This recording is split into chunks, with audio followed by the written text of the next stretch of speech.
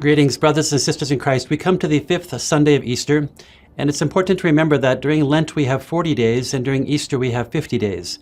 So Catholics are very serious during Lent. We kick in gear, we take that seriously. The Church wants us to revel and to understand more the resurrection of Jesus. And so on the fifth Sunday of Easter, the first reading from the Acts of the Apostles continues the story of Saul, who will become Saint Paul, the great apostle to the Gentiles. So remember, Saul was a persecutor of Christians. He was probably present at the stoning of Stephen. He might have ordered it. So the Christians knew him as an enemy. Then he encountered Jesus, went off, was trained as a disciple, and now he's back. And he tries to join the Christian community. If you were a member of that community, how would you receive him? He may well have killed one of your relatives and one of your friends, and now he says that he's one of you. I would think that he's a spy, right? Trying to infiltrate and trying to come in. So Saul is so convicted in who the person of Jesus is and how he's changed his life that he doesn't let that derail him. He continues. We hear part of the story today. Saul becomes Saint Paul, and as Saint Paul, as he goes out to evangelize, he is shipwrecked, he is stoned, he is put in jail, and he continues. So maybe ask Saint Paul to intercede for you this week to help us to continue in the face of trial. Saint Paul is a great model for that. Today's gospel is from John chapter 15. It's a beautiful chapter. I am the vine and you are the branches. Remain in me as I remain in you.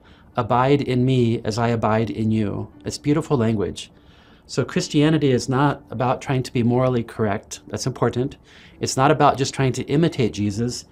It's about letting Jesus abide in you. Let him come into your very being.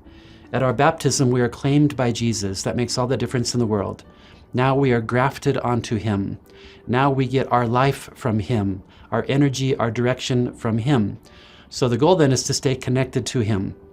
If I get disconnected from him, then all access of divine life dries up in me, and then my spiritual life dries up in me, and spiritually I die.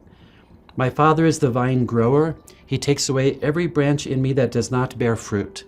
And the Greek line for that says that he could prune that part of our lives that we don't need, the part of our life that are dead, but it can also mean to prop up that part of your life. So sometimes if you have a bush and a branch is falling over after a heavy snow, for example, you might have to prop it up until it gains strength to go again. And so the image is that Jesus will do that with us. So if there's part of our life that is bowed over, he wants to prop it up and help us.